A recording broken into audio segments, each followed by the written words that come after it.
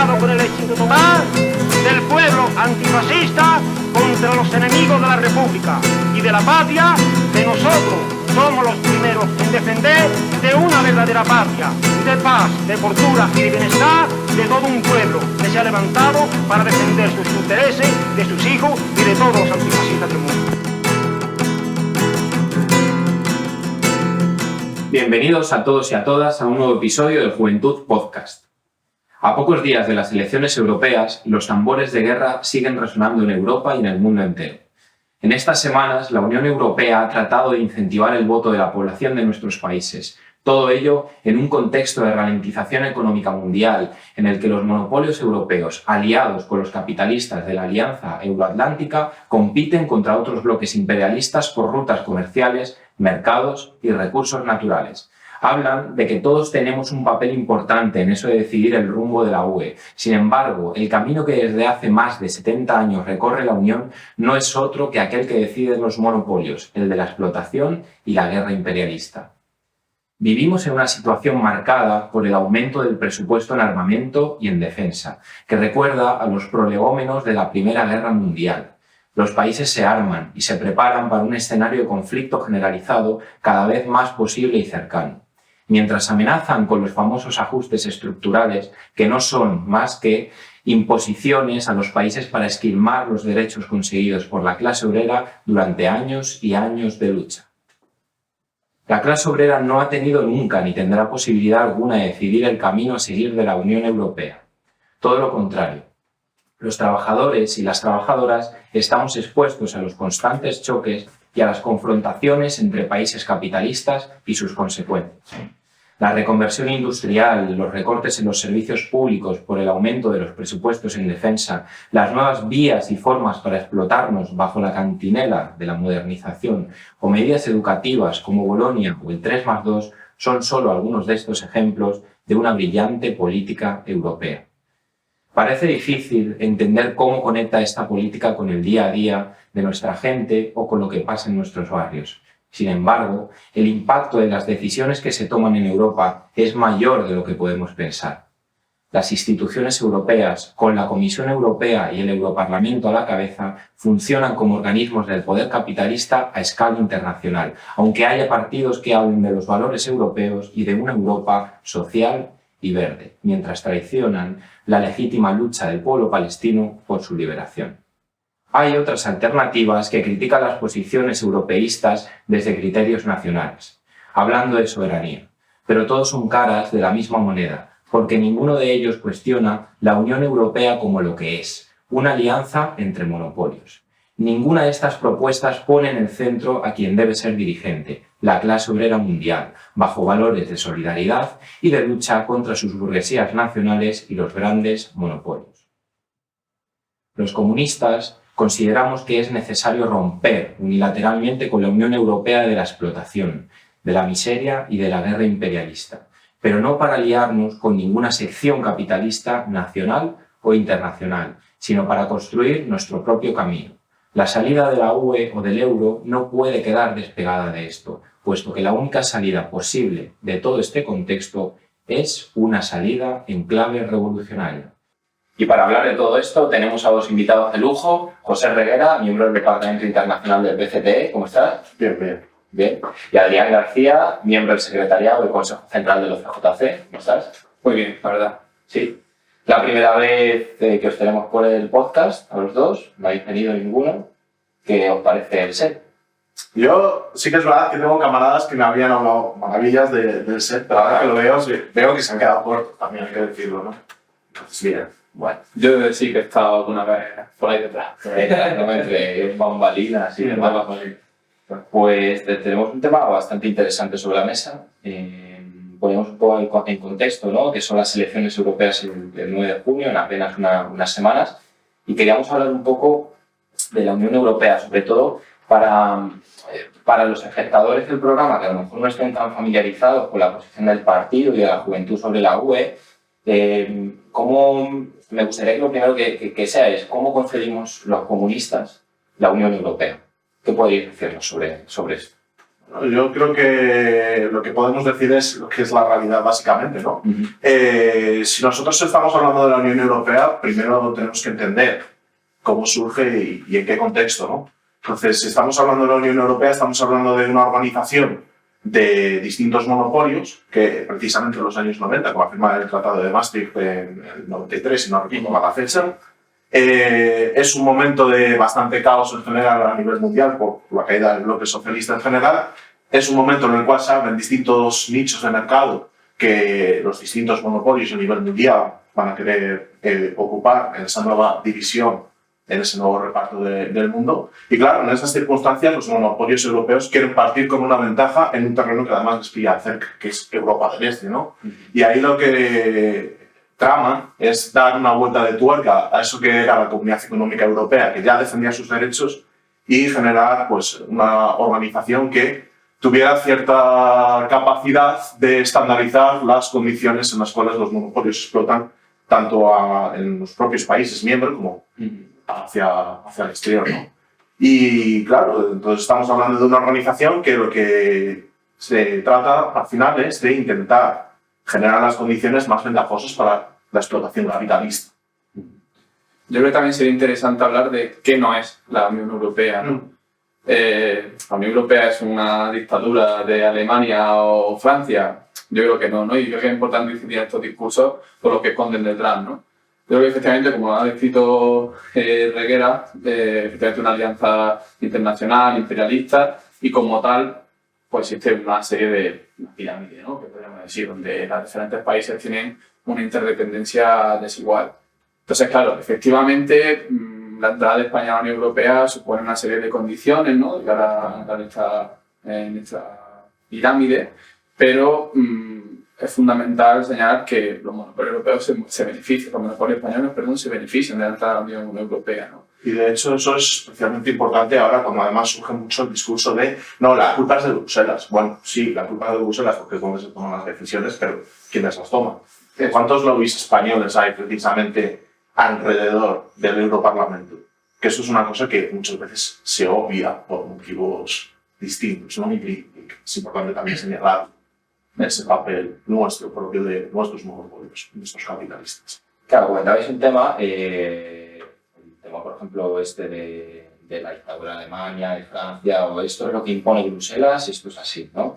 Y esto tiene mucho que ver cómo se concreta o cómo se ha concretado, por ejemplo, política europea con el tema de la reconversión industrial en España, ¿no? Que puede ser uno de estos Efectivamente. Yo creo que es bastante clave, además, lo que comentaban, ¿no? ¿Por qué reconversión industrial y no desindustrialización, ¿no? Y yo creo que hay que ser bastante incisivos con esta cuestión, precisamente por lo que mencionábamos, ¿no? Por los objetivos que puede esconder, ¿no?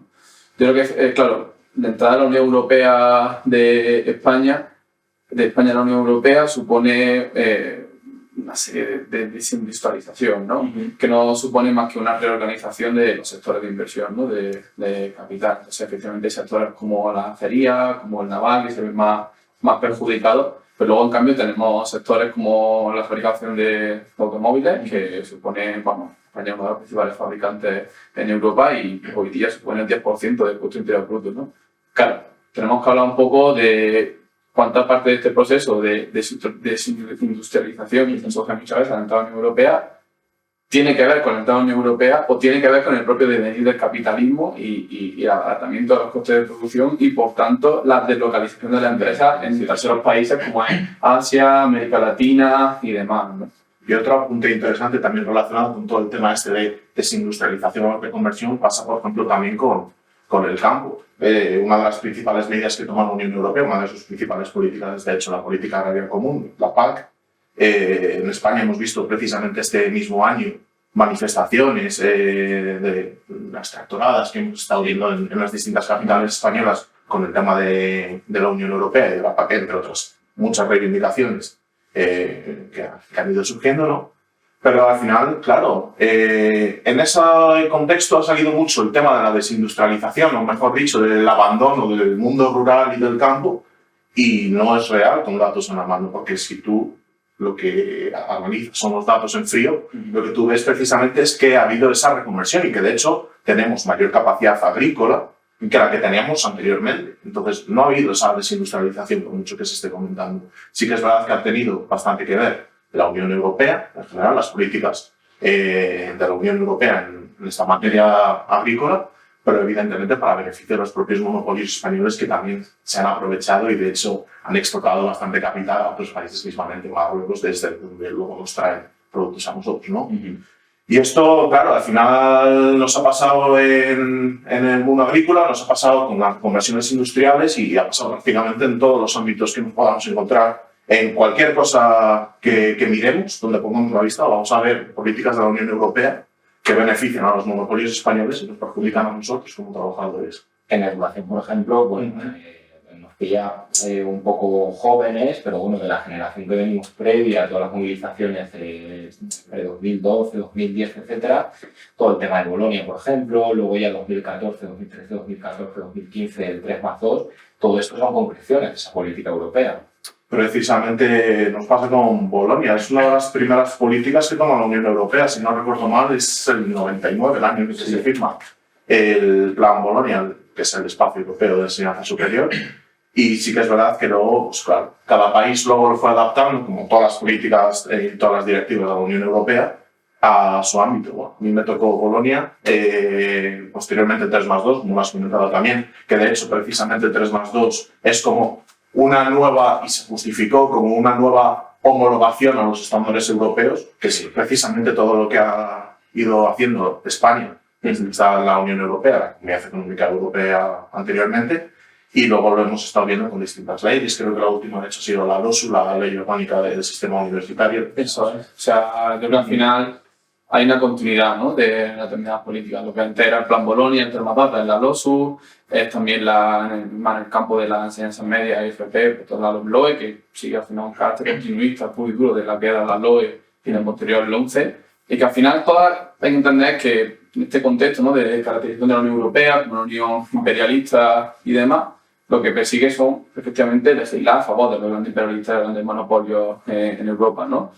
Y en este contexto, al fin y al cabo, de tendencia, ¿no?, de creciente de la tasa de ganancia, buscar nuevos mercados y esa entrada, ¿no?, de las manos privadas en la educación, como podemos ver pues, en esta LOMLOE, con la apertura de la posibilidad de financiación externa, podemos ver también en el Real Decreto de Ordenación Universitaria, con la introducción de la formación dual en la universidad, en fin. Claro, y también cómo van preparando luego a los estudiantes como futuros trabajadores, como mano de obra, ¿no? Y todas esas dinámicas que nos estamos encontrando también en el mercado laboral de flexiseguridad, cómo también se va preparando a los futuros trabajadores para ello, ¿no? Claro, yo creo que Pedro, o sea, yo creo que el concepto de flexiseguridad que hemos, yo creo que se ha abordado bastante por parte del partido y demás, que nunca viene mal recordarlo, ¿no? Como esa serie de mecanismos que vienen a facilitar, ¿no?, la flexibilidad interna y externa de los trabajadores en las empresas y que no viene a ser otra cosa que buscar el objetivo de aumentar la temporalidad y abaratar el despido, ¿no? Esto lo llevamos viendo en la serie de políticas que lleva a cabo el gobierno español desde hace bastantes años, pero bueno, yo creo que una bastante reciente, como es la reforma laboral del gobierno socialdemócrata, que yo creo que es la cuestión más clave y que viene a enseñar a esto son precisamente la modalidad contractual de los fijos discontinuos, ¿no? Que es vergonzoso, ¿no? Hace unos meses como la tasa de desempleo había bajado a máximos históricos y demás, pero la realidad es que esta modalidad contractual pone una temporalidad oculta y precisamente institucionaliza la temporalidad, dejando la mano de obra a total demanda de los intereses productivos, y todo esto vendido, ¿no?, con bonitas palabras por este gobierno socialdemócrata, ¿no?, y cuando lo deja de ser nuevamente el tema de este podcast, ¿no?, seguir los mandatos y los intereses de los monopolios europeos, ¿no? Quería preguntar sobre una cosa que a mí también me ha costado un poco investigarla y llegar a conocer bien, ¿no?, que es todo el tema de la política migratoria de la Unión Europea. No sé si me podéis explicar algo sobre esto. Sí. Creo que hay un pacto, un tratado del PEMA. Eso por es. ahí. Bueno, pues el PEMA, que son las siglas del Pacto Europeo de Migración y Asilo, es un pacto que esconde al final 5 reglamentos. Del pacto, además, que creo que conviene decirlo, aprobado bajo presidencia española del Consejo Europeo, Al fin y al cabo, este pacto viene a regular lo que es el proceso de asilo, ¿no? De lo que es la llegada de un solicitante de asilo a territorio europeo hasta que este se acepta o se deniega, ¿no? Yo creo que esto se ha analizado en muchos sitios, pero bueno, yo creo que podemos quedarnos con un aspecto suyo, creo que habla bastante bien de su naturaleza, ¿no? Y es la posibilidad de revertir todo lo que es el proceso de asilo por los países bajo 3 condiciones. Una es la de fuerza mayor, otra es la de crisis migratoria y otra sería la de institucionalidad, que lo definen como la acción de terceros países, agentes no estatales, en provocar estas crisis migratorias. Claro, al final lo que esconde fundamentalmente es hacer la excepcionalidad a la norma y asumir el derecho de asilo que se niega, como vemos, de forma sistemática a los intereses y vaivenes del capital en el momento dado, ¿no? O sea, la política de exterior de la Unión Europea hay que resumirla con un carácter claramente reaccionario. Tenemos que la Unión Europea, mientras por un lado está provocando estas guerras de rapiña en terceros países que provocan estos flujos migratorios gigantescos, la verdad es que se deniega de facto el derecho de asilo y esto es lo que esconde los famosos carteles, ¿no? De Refugee Welcome. Y también hay que analizar, porque la Unión Europea, aparte de tener el PEMA y toda esta cuestión, luego hay que ver los anuncios que hacen los Estados miembros. Y estamos precisamente en España hablando de la posibilidad de una nueva regularización de inmigrantes, ¿no? Entonces, al final tenemos que analizar también esa otra cara de la moneda. Porque al final estamos hablando del PEMA y estamos hablando de cómo la Unión Europea va a intentar tener un mayor control de los flujos migratorios, de tener mayor control de quién entra o quién no en la Unión Europea. Pero la Unión Europea al final necesita trabajadores para sus monopolios, ¿no? Lo llevamos diciendo todo el rato, si los monopolios necesitan mano de obra, van a necesitarlo. ¿Y de dónde la van a sacar? Pues, evidentemente con las tasas de natalidad que hay en nuestros países, malamente, si van a necesitar esa mano de obra, es importante. Y en momentos en los que hay una expansión o cierta necesidad por parte de ciertos monopolios, sí que van a pretender regularizar todo lo que sea esa clase obrera migrante que viene en unas condiciones muchas veces deplorables, si no se les puede llamar de otra manera, ¿no? Entonces también hay que analizar esa otra cara que parece que muchas veces queda oculta en ciertos partidos o ciertas organizaciones que parece que no quieren poner el foco tampoco sobre esta cuestión. Y si me permites, Pedro, tener en cuenta también que todo esto incluye también a los menores que llegan a las fronteras, ¿no? Hay una serie de cuestiones que se definen que el resultado es que estos menores estén detenidos en estos centros de extranjería, en las fronteras de la Unión Europea, donde las denuncias de violaciones de derechos humanos es sobradamente conocida, ¿no? Lo cual es aún más grave todavía. Claro, relacionado con estos flujos migratorios, muchos vienen de las consecuencias, son consecuencias de la guerra imperialista en otros países a nuestro alrededor. Estamos viendo cómo en los últimos años se aumenta el gasto militar, por ejemplo, y a costa un poco de lo que comentamos en la introducción, en este editorial, de privatizar determinados servicios y demás, ¿no? Sin embargo, como decías tú, Rivera, como que parece que hay opciones y propuestas políticas que nos venden que que puede haber una Europa un poquito más social, un poquito más verde. Bueno, una Europa un poco social, un poco verde, se puede analizar desde muchos puntos de vista, ¿no? Analizando, antes de seguir con los partidos verdes, porque creo que es interesante que lo analicemos, también analizar el papel de la socialdemocracia. Estás hablando de aumento de gasto militar. Bien, aumento de gasto militar en España. ¿Cuánto ha sido? Del 0,92, creo que es la cifra del 18. Al 1,23. Al 1,23 de ahora, con previsión a llegar al 2% en 2030. Vale, sí. Sí, ¿no? Sí. ¿En qué gobierno ha sido? En el gobierno de la socialdemocracia, ¿no? El más progresista de la historia, ¿no? Sí. Entonces, ese papel lo tenemos que analizar en general de la socialdemocracia y de otras opciones europeas, como mismamente los propios partidos verdes, que bueno, vamos a hablar muchísimo de ellos en general. Bueno. Yo creo que paralelo a todo esto, creo que también hay que hablar un poco de la otra parte, ¿no? Como es todas las promociones y discursos belicista la propia juventud, ¿no? Yo soy de Córdoba y en Córdoba, de hecho, ahora se está llevando unos años de desarrollándose el debate y tal, con la puesta en marcha de una base logística del agua, ¿vale? ¿Cuál ha sido un poco toda la base discursiva de esta base logística? Pues fundamentalmente el empleo. Viene a crear empleo, viene a solucionar, ¿no?, los problemas inmediatos de los trabajadores, ¿no? Claro, yo creo que ante estos tipos de discursos hay que ser claro. hay que ser claro en cuanto a que esto es lo que supone de facto ahora mismo para mi ciudad, para Córdoba y la provincia en general, es situarla como un objetivo estratégico en el caso de una guerra europea.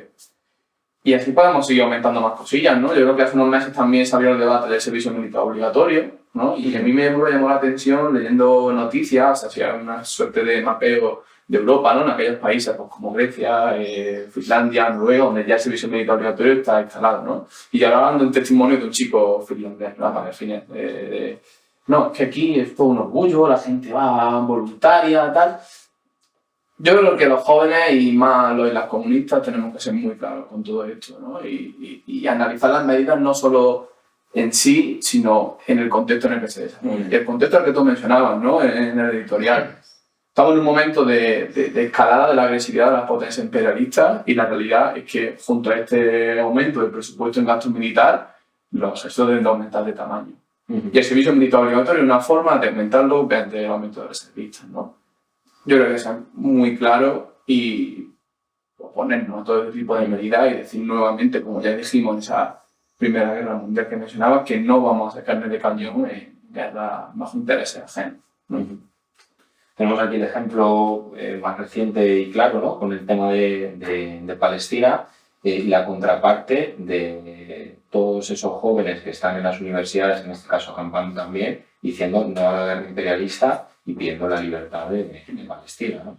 Y no solo pidiendo la paz, creo que lo que comentaba Reguera, hay que señalar activamente, y lo están haciendo muchas de estas asambleas y acampadas a las que estamos participando en los colectivos de jóvenes comunistas, sino señalando también el papel que tienen las propias universidades y el propio gobierno socialdemócrata con los convenios que tienen las universidades israelíes, con los acuerdos comerciales que tienen con empresas, además también en clave belicista, ¿no? de este propio país, ¿no? Entonces, yo creo que el ejemplo que se está dando estos días, ¿no? Con esta acampada de esta asamblea es para tomar nota, ¿no? Aquí mandamos un saludo a los compañeros y camaradas que trabajan en esas acampadas, en esas asambleas.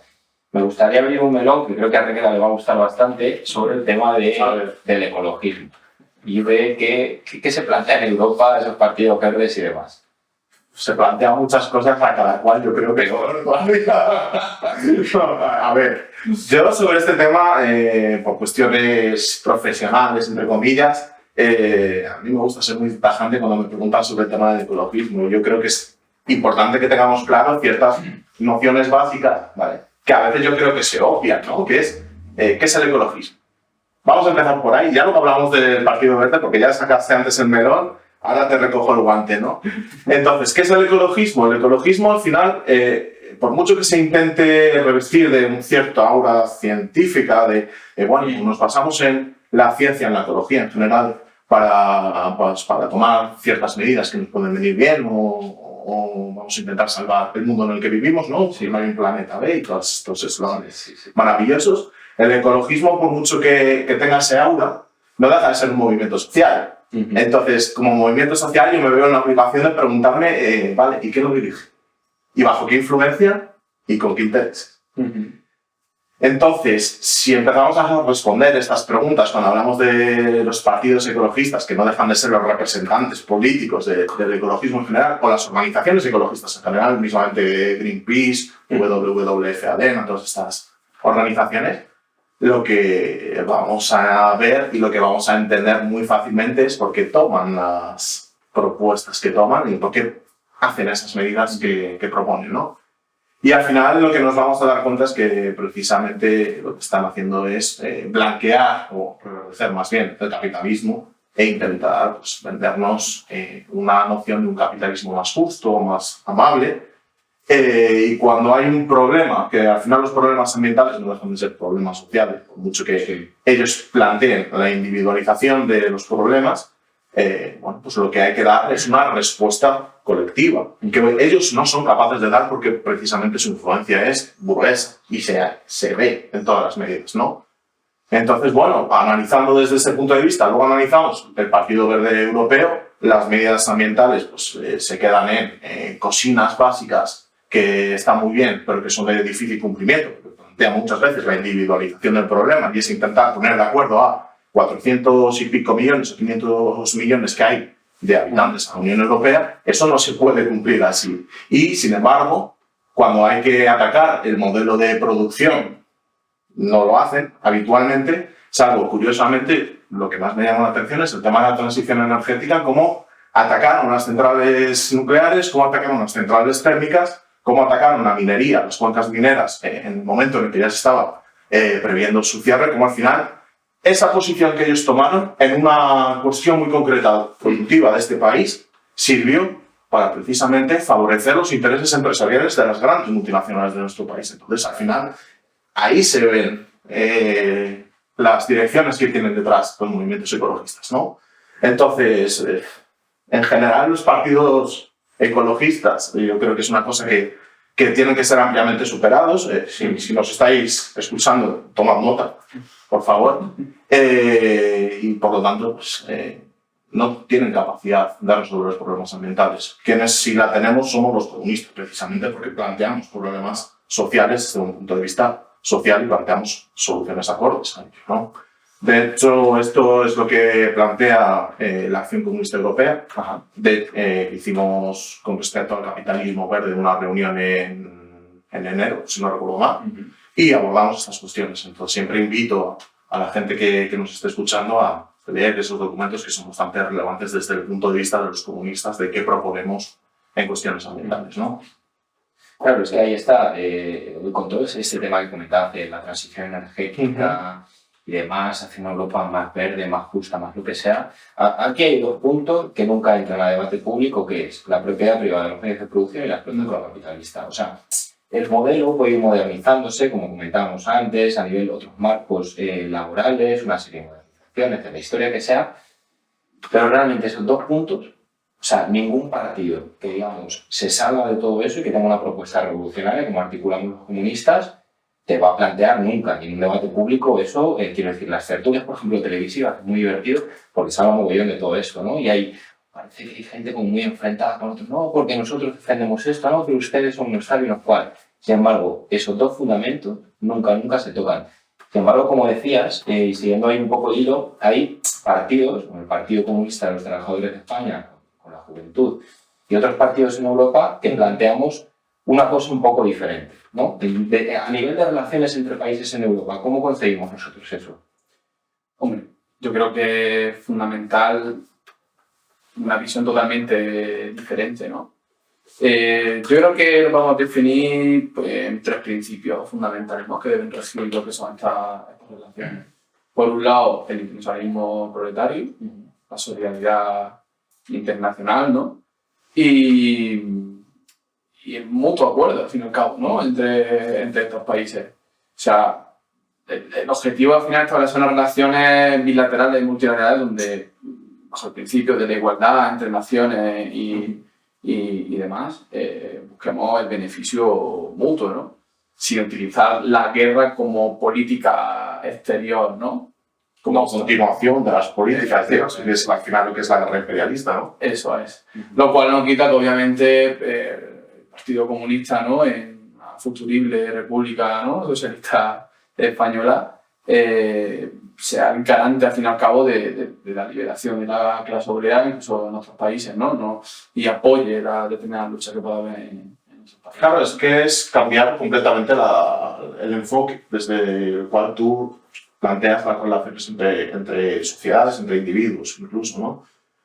Y es un poco lo que nos tenemos que quedar. Nosotros estamos proponiendo una cuestión completamente radical, completamente opuesta a la Unión Europea. No estamos basando nuestros intereses en cuestiones económicas de nuestros propios monopolios. No. Nosotros lo que planteamos es un modelo de relación completamente distinto a lo que conocemos ahora y basado pues, precisamente en lo que comenta Adrián, ¿no? Y eso es precisamente lo que estamos intentando desarrollar desde la Acción Comunista Europea ahora mismo, desde las instancias internacionales en las que participamos como partido. Siempre vamos con esas premisas bien claras, ¿no? Y es importante que las mantengamos. Sí, a mí me gustaría que fuéramos cerrando un poco el programa y demás, de cara a eso, pues enfocado yo creo que sobre todo los espectadores lo que tienen que ver de cara a las elecciones y sobre todo al análisis que nosotros hacemos de la Unión Europea es que nosotros sí que tenemos propuestas concretas, ¿no? Porque decíamos antes incluso un poco entre bambalinas, a mí muchas veces, a lo mejor en un debate con un amigo, con una persona, dice, bueno, pero es que la política europea a lo mejor no te afecta tanto lo que es en el día a día y tal, y nosotros tenemos que ser capaces también de ofrecer medidas y propuestas concretas que vayan a cambiar la vida de la clase obrera en todo esto, ¿no? Entonces, sí que me gustaría haceros un poco una última pregunta de reflexión en estas semanas que quedan hasta las elecciones y bueno, pues que animéis a los espectadores a lo que vosotros consideréis. Bueno, si a mí me planteáis que tengo que invitar a hacer algo a los espectadores, pues yo siempre planteo el tema de organizarse, ¿no? Yo creo que es importante. Al final nosotros estamos planteando una lucha contra la Unión Europea específicamente, que es de lo que va este programa, pero también de distintas organizaciones imperialistas, ¿no? Y tenemos el nuevo rumbo con un llamado muy clásico de no a la OTAN. Siempre hemos planteado también la salida del euro, una salida unilateral nuestra, no una fantasía de, bueno, se puede disolver de alguna manera, ¿no? Eso tiene que ser con lucha de muchas personas que nos estemos dando cuenta que precisamente nos hace falta acabar con estas estructuras que al final solo favorecen a los imperialistas, a nuestros propios monopolios y no a nosotros, ¿no? Y esto es una lucha que no se puede dar con pocas manos. Hay, como dice un camarada de León, hay mucho piso que fregar. Entonces, cuantas más personas seamos, mejor, y es una cuestión de organizarse, de hablar con nuestros compañeros de trabajo, los compañeros de estudio, los que seáis estudiantes en nuestros barrios, intentar organizar asambleas, intentar organizar todo aquello que se pueda hacer. Todo esfuerzo es bienvenido siempre y cuando vaya en esa dirección precisamente de no favorecer a ninguno de los monopolios. Y eso incluye no favorecer una salida estilo Brexit, precisamente. Pues con esto nos quedamos. La verdad que ha sido un programazo. Yo creo que evidentemente siempre reflexionamos, digo, joder, pero es que este programa da para 3 más, ¿no? Porque cortamos por ejes, tal, no sé qué, no sé cuánto, pero creo que es un programa muy interesante, por lo menos para introducir a muchos espectadores en cuál es nuestra posición sobre la Unión Europea de cara a estas elecciones del 9 de junio y bueno, pues también poner un poco sobre la mesa y en valor que la propuesta comunista no es precisamente lo que tú comentabas de un Brexit, ¿no? Sino que es otra cosa, no un poco, sino muy diferente. Radical. Encantado de teneros aquí. Igualmente. Muchísimas gracias. Y nada, a los espectadores que nos estéis viendo, nos vemos muy pronto. Un saludo proletario.